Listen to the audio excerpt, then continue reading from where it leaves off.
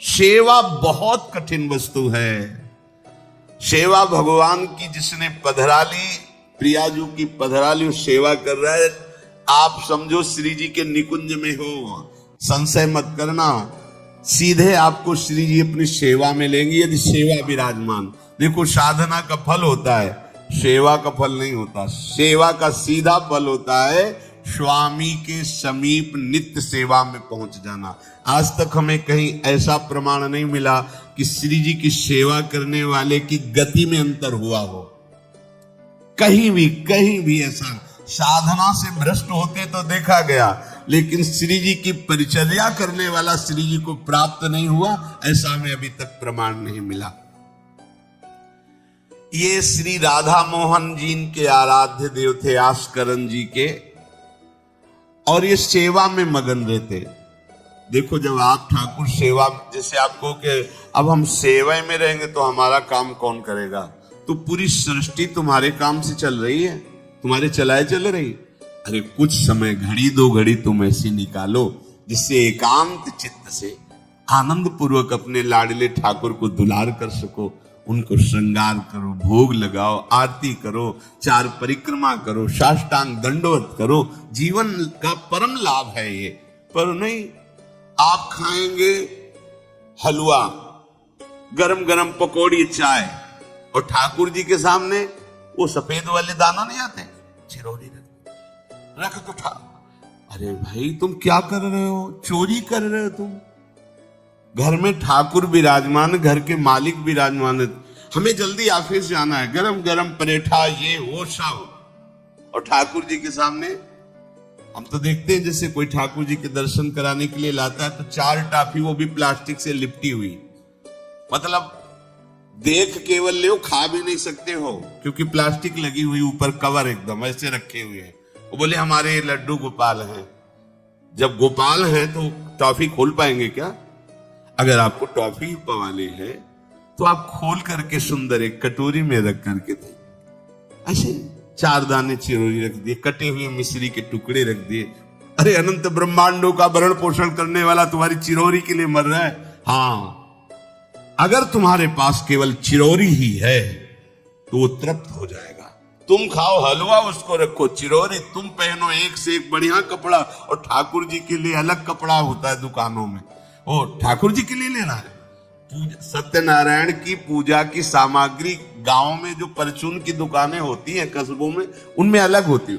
बोले सुपारी देना, तो बोले पूजा के लिए, बोले हाँ, वो सड़ी सुपारी का अलग बैंक होता है, वो पूजा के लिए जाएगा।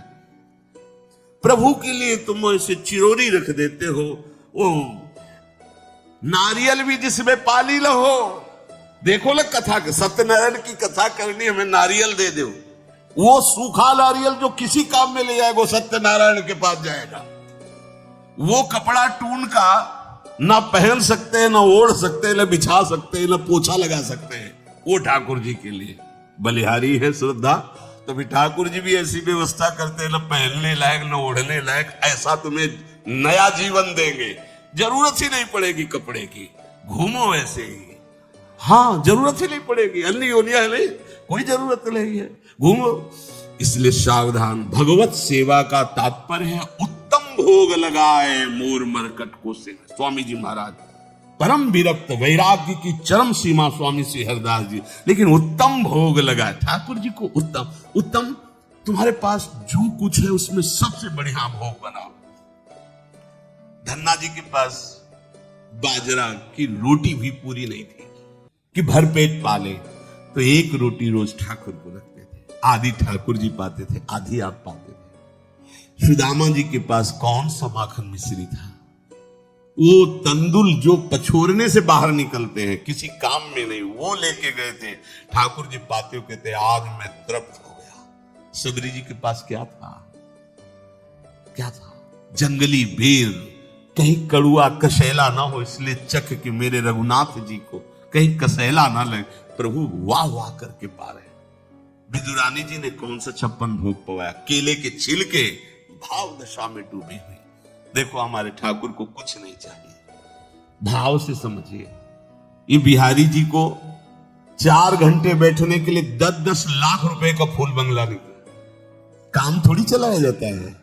अरे हमारे लाडले सरकार है, अगर 4 घंटे बैठ गए 10 लाख खर्चा हो गया तो क्या? अनंत ब्रह्मांडों का सृजन करने वाला ठाकुर हमारे पास नहीं है। तो ठाकुर जी को आपका भाव चाहिए, और आप तो सो बढ़िया पलंग में, और ठाकुर जी को एक छज्जा में विराजमान किए, छज्जा में ऐसे उतर नहीं सकते, मतलब कूदे तो वैसे ऊंचे, अगरबत्ती दिखा दी आप तो ऐसे नहीं। अपने लाडले ऐसे प्यार करो, ऐसी जगह सिंहासन रखो कि उतर कर अगर आपके वन विहार करना चाहे तो उतर लेना, ऐसा विराजमान करो आराम से। ओ एकदम वो सिर्फ दीवार में ऐसी जगह, या तो बाहर वाले कमरे में, अपने कमरे में तो ठाकुर जी रहेंगे ही नहीं। अरे भाई अगर घर में ठाकुर जी तो उठते बैठते निकलते, उनके दर्शन हो रहे, चोरी क्या? तुम तो हमारे घर के माई बाप हो, सब देखो, चोरी क्या आपसे? आपको जो अच्छा न लगे सुधार देना, ऐसे रहना चाहिए। बिल्कुल भगवत प्राप्ति निश्चित है। ये सेवा पद्धति है, बड़े भाव से आप इसको स्वीकार कीजिए। हमारे लाडले बड़े कृपालु हैं। अरे जहर पिला रही है छाती में लगा के तो परम पद दे रहे हो, तुम दूध पिलाओगे तो तुम्हें परम पद नहीं मिलेगा। पूतना जहर लेकर के पिला रही बाल गोविंद को, अभी 6 दिन के ठाकुर हैं, उसे परम पद प्रदान किया। तो आप रोज सुंदर सुंदर भोग लगा रहे हो और तुम्हें भगवत प्राप्ति नहीं होगी। ठाकुर जी की आरती उतार रहे हो, बलिहारी जा रहे हो, उनके सामने कीर्तन कर रहे हो, नृत्य कर, विश्वास तो करो ना, तुम्हें भगवत प्राप्ति हो जाएगी। आस्करन जी ने एक चौकीदार पूजा गृह के बाहर बैठाल दिया और कहा कोई भी भीतर आने ना पावे, क्योंकि एक बार भी सेवा में विक्षेप मुझे बर्दाश्त नहीं। तो ठीक 10 घड़ी का इन्होंने भी नियम, जो नियम लो उसका निर्वाह करो। 4 घंटे।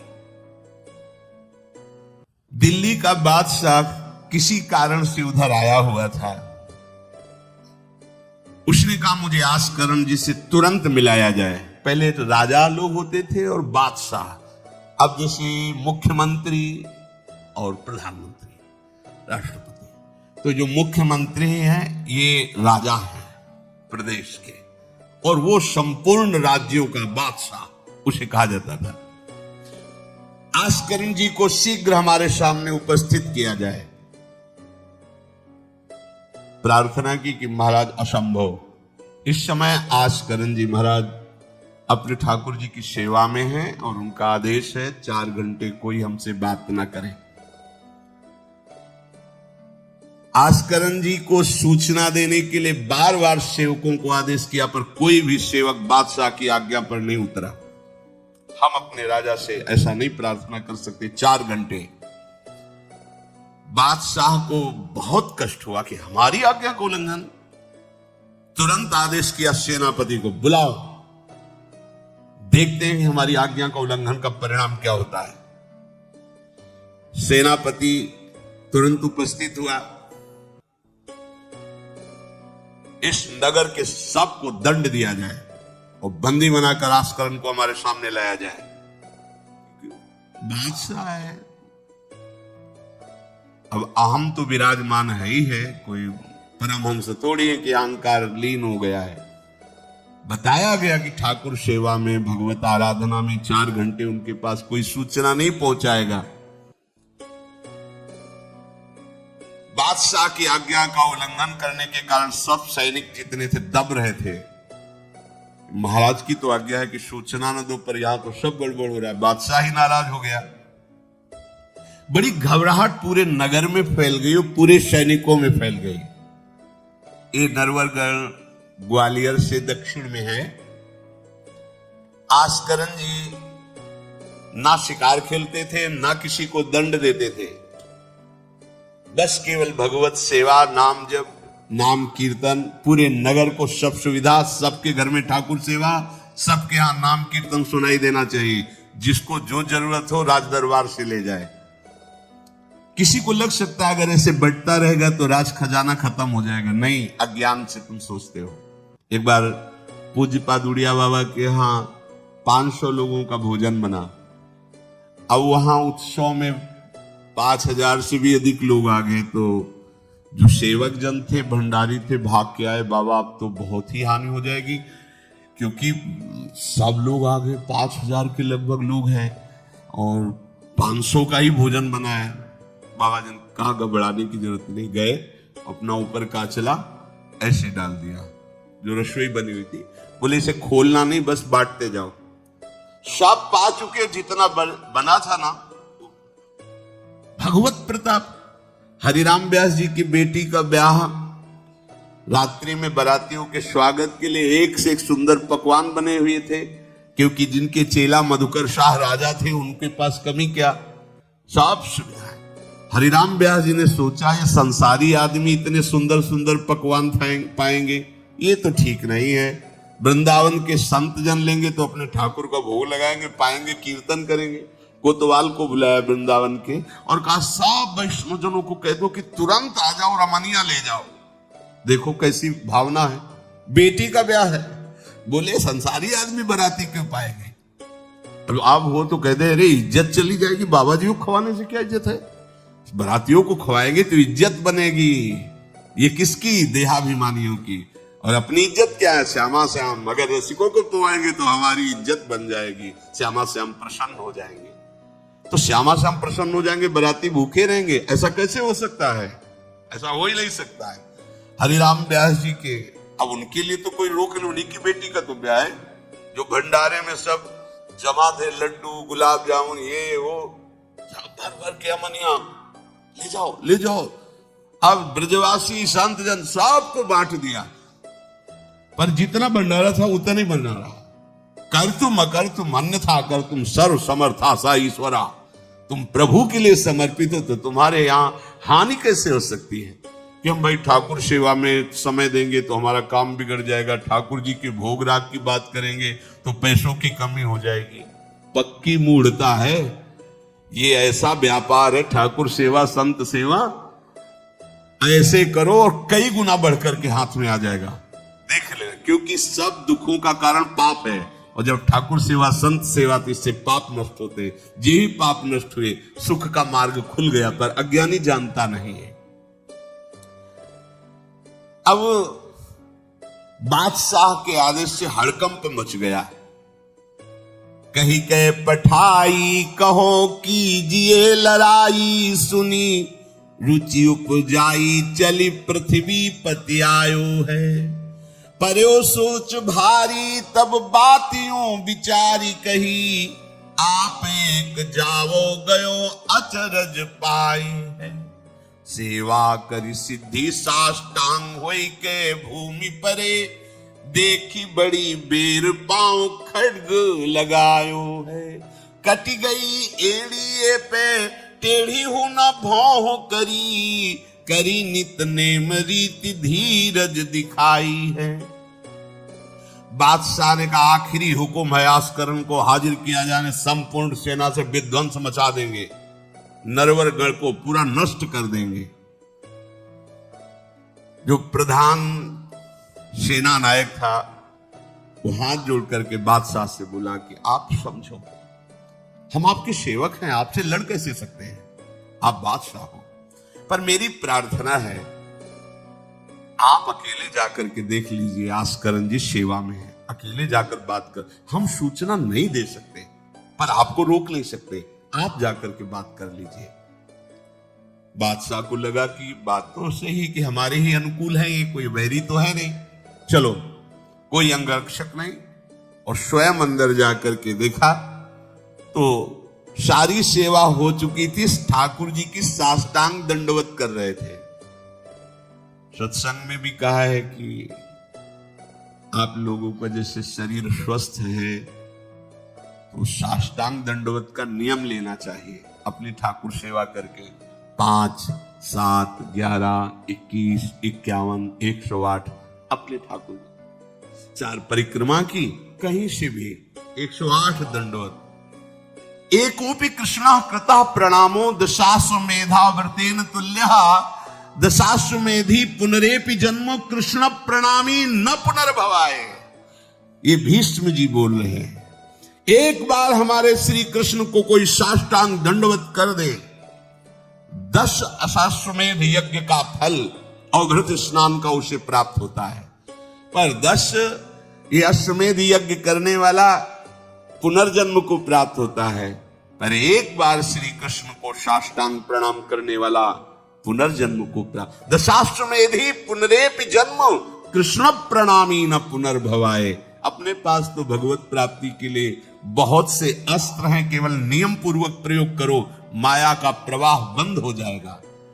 ठाकुर सेवा के बाद करना चाहिए साष्टांग दंडवत। हमने महापुरुषों को देखा है, गुरुजनों को देखा है। अब शरीर उस लायक नहीं तो भाव से कर लीजिए। अगर शरीर स्वस्थ है और आप करने लायक है तो जरूर, जैसे माताएं बहनें सखियां हैं तो पंचांग, एक पंचांग दंडवत की खड़े हो गए, हाथ जोड़ा, मंत्र अंदर स्मरण किया, फिर पंचांग 5, 7, 11, 21, 51 ऐसा करना चाहिए।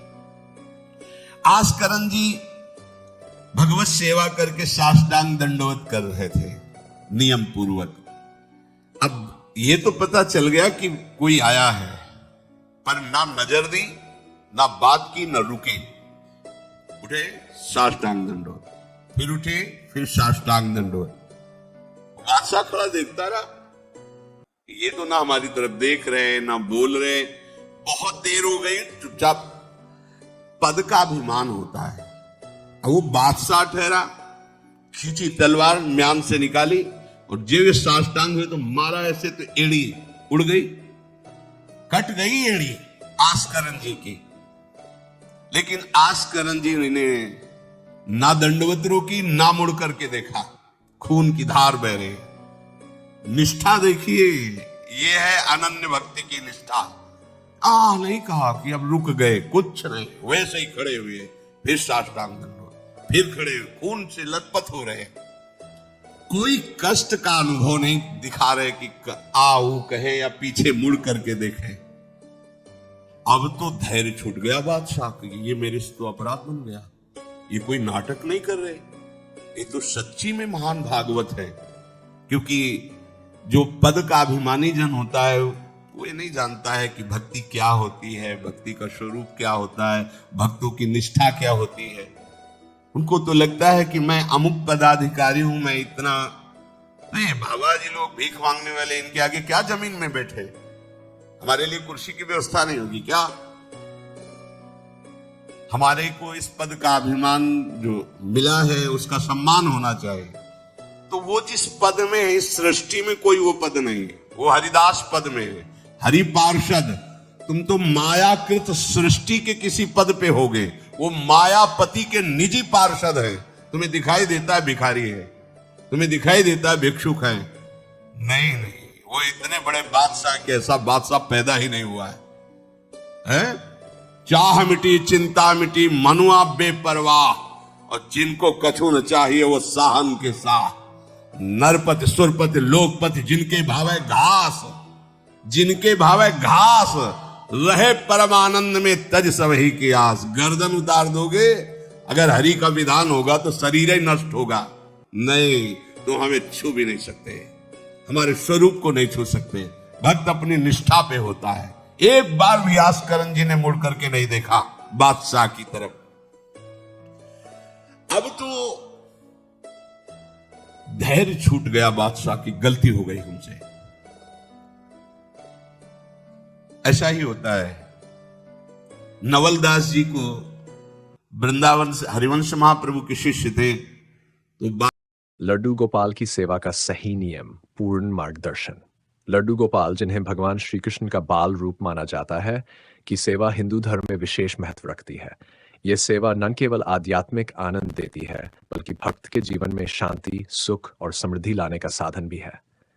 लड्डू गोपाल की सेवा के लिए कुछ विशेष नियम और परंपराएं हैं जिन्हें समझना और पालन करना आवश्यक है। 1. प्रतिमा स्थापना का महत्व। लड्डू गोपाल की मूर्ति को घर में स्थापित करने से पहले शुभ मुहूर्त में विधिवत पूजा करनी चाहिए। स्थान चयन। मूर्ति को ऐसे स्थान पर रखें जहां शुद्धता और शांति बनी रहे। दिशा। लड्डू गोपाल को पूर्व या उत्तर दिशा में स्थापित करना शुभ माना जाता है। स्नान और शुद्धिकरण। प्रतिदिन लड्डू गोपाल का स्नान करवाना उनकी सेवा का पहला चरण है। जल का उपयोग। शुद्ध जल, गंगा जल या केसर मिले दूध से स्नान करवाएं।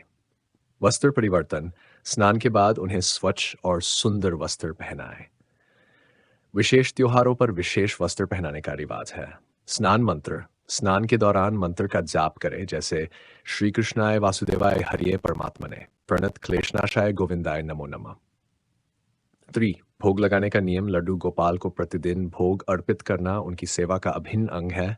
भोग का प्रकार, भोग में फल, मेवा, मिश्री, मक्खन और तुलसी पत्ता अवश्य शामिल करें। भोजन की शुद्धता, भोग बनाने से पहले स्वयं शुद्ध होकर बनाएं। भोग मंत्र, नैवेद्यं गृहान देवन तुलसी दल संयुतम, श्री कृष्ण हरि गोविंद वासुदेव नमो नमः। फॉर आरती और भजन, लड्डू गोपाल की सेवा में आरती और भजन का विशेष महत्व है। प्रतिदिन सुबह और शाम आरती करें। आरती के समय मंत्र है कन्हैया लाल की आरती, हाथी घोड़ा पाल की, जय कन्हैया लाल की। भजन और कीर्तन से वातावरण पवित्र और सकारात्मक बनता है। 5. तुलसी सेवा, लड्डू गोपाल की पूजा में तुलसी का उपयोग अनिवार्य है। भोग में तुलसी दल अवश्य रखें। तुलसी के पौधे की नियमित सेवा करें। 6. सेवा के विशेष नियम, शुद्धता, सेवा करते समय मन, वचन और शरीर की शुद्धता अनिवार्य है। संकल्प, सेवा से पहले भगवान का ध्यान करते हुए सेवा का संकल्प लें। समर्पण भाव, सेवा में समर्पण और भक्ति का भाव सर्वोपरि है। सेवा, विशेष अवसरों पर सेवा, त्योहारों और विशेष अवसरों पर लड्डू गोपाल की सेवा विशेष रूप से की जाती है। जन्माष्टमी, इस दिन बालकृष्ण का जन्मोत्सव मनाया जाता है। अन्नकूट, गोवर्धन पूजा के दिन विभिन्न व्यंजनों का भोग लगाया जाता है। राइट, लड्डू गोपाल की सेवा के लाभ, घर में सकारात्मक ऊर्जा का संचार होता है, मानसिक शांति और सुख की प्राप्ति होती है, परिवार में समृद्धि और सौहार्द बना रहता है, भक्त को भगवान श्री कृष्ण की कृपा प्राप्त होती है। 9.